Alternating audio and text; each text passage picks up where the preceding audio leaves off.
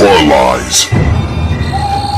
Hey guys, Rob from Georgia here with you. I'm your Wednesday night host here at BodyBags, and it is a new year. It's week 331, and this is officially our first week of 2020. So happy New Year's to everyone out there, and I thought, you know what, first film out of the gates, I thought I would take a look at what I consider probably my favorite film from 2019.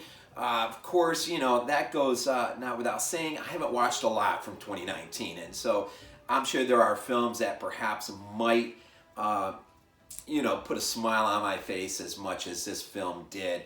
Though I did get to the theater to see films like Dr. Sleep and whatnot, it just wasn't a banner year for watching a lot of 2019 films. But of what I did see, man, I'm telling you, it really excited me to no end to see Alexandre return to his roots of terror and bringing some killer animal flicks to the screen. Of course, we are talking about Crawl from 2019, and it has just a small cast. It's a confined, restrained film of sorts, but Kaya Scodelario is Haley. Barry Pepper, of course, plays Dave, and Haley is his daughter in the film, and his other daughter Beth, who we see mostly through Skype, FaceTime, whatever, through the phone. Morfydd Clark, I think is how you say your name, and throwing one other in there, Ross Anderson plays character Wayne. I think he's one of the traffic/police sort of police guys who shows up at the property to check things out, and. So anyway, so small cast and pretty simplistic setup. It's Florida, of course, Category 5 hurricane. Of course, this is the Blu-ray edition of the film, and what an absolute I saw this in the theater, and in fact, another reason why I thought I would do this as my first review of 2019, not just to highlight a year gone and a standout film for sure for many, easily for me. But it was my daughter, who just happened to be home for Christmas for the holidays. She got to see this for the very first time, and so as a family we watched it again the other night. And man, I'm telling you, call them jump scares or whatnot. There are pivotal moments here that it's a little bit cliche to refer to them simply as jump scares. I think they're a bit more than that. Moments of tension, riled up, and then boom, something springs on you. And but it was great, man. My one son literally had a bowl of chips or something, and they just went flying. My daughter jumped several times, and it was just it was a fun movie just to experience once again as a family here in the living room, and of course with the volume jacked up, whatnot. And so what we have here, really, if you've never seen Crawl, I'd be pretty surprised if you haven't, is a film about a family, what's left of a family during a Category 5 hurricane in Florida, and we start off just being introduced to the daughter Haley, who's wrapping up a swim meet of sorts, and she swims for the Florida Gators, and a little bit of foreshadowing there, I guess, and she gets a call from her sister Beth, alerting her to the fact that she has not been able to get in contact with Dad.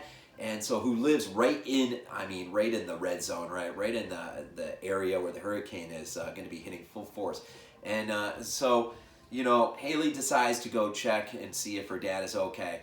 And there really leads us into what will carry us through the rest of the film. And as she arrives at the homestead, she will eventually find her father, who's been badly injured by a gator, who's down in the crawl space of sorts, underneath the house, and as she tries to get him out of there, they will be confronted not with one but two alligators initially, and so it really is a tale of survival from that point forward. And I'm telling you, I really enjoyed this film. I think the cinematography, just putting us in places face to face with the gators. A lot has been said about this film and the use of gators and how they approach these animals simply as animals, and it gives it a bit of a realist bent that you don't see in the world of Sharknado today and all these other sci-fi made for sci-fi movies. This is so refreshing because it's a movie that, quite frankly, albeit maybe a part here and there, you can really sort of sit back in the end and say, dang, I mean, you know, if you know what it's like to live in Florida, which, I mean, I live in Georgia, but I'm close enough, yeah, this could happen. I mean, you really could get trapped on your property, you know, in a series of events and have to be confronted with. I mean, didn't we hear stories of New Orleans during Katrina, of gators / sharks, whatnot, swimming up city streets?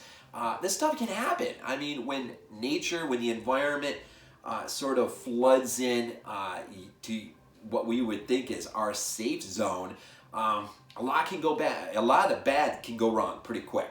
And so, you know, we have this film, in which case, you know, just enough time is spent on characters.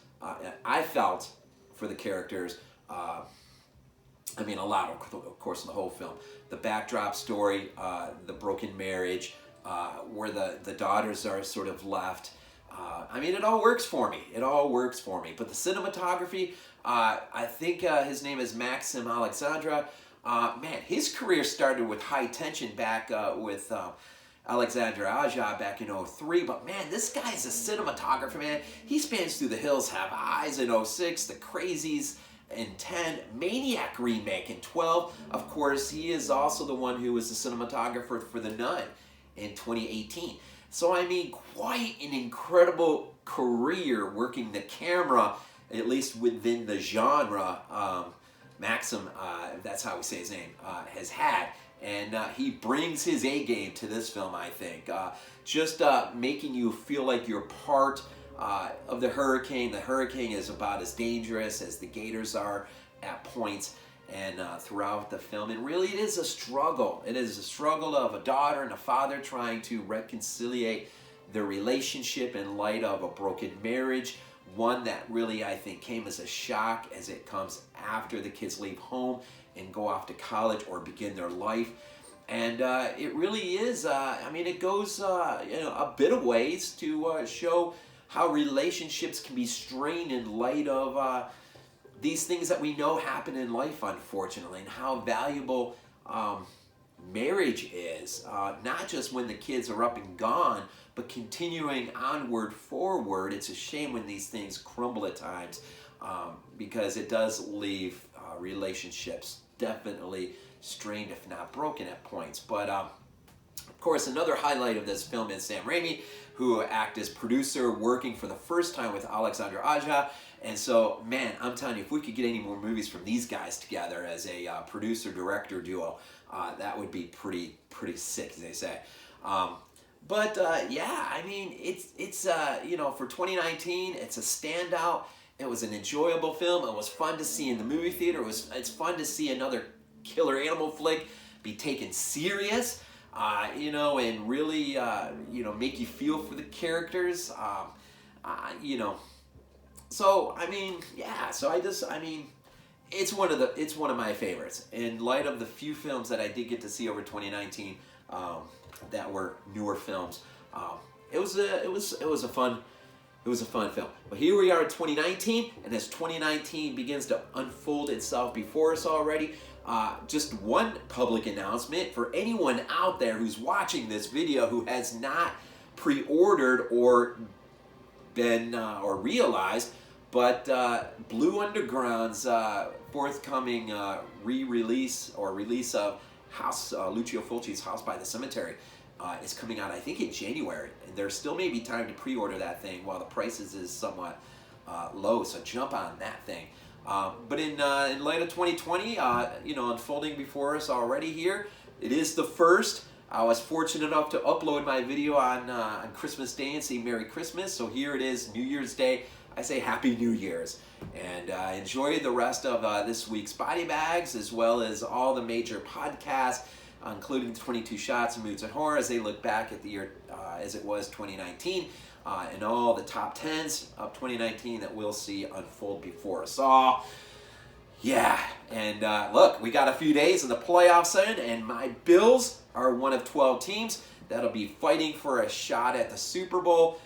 First up, Houston Texans, and so we'll see what will come, but I'm definitely looking forward to that. So 2019, gone and over with. Alexandre Aja's Crawl, and for week 331, man, have a great day. Enjoy the playoffs as they come, and as always, go Bills.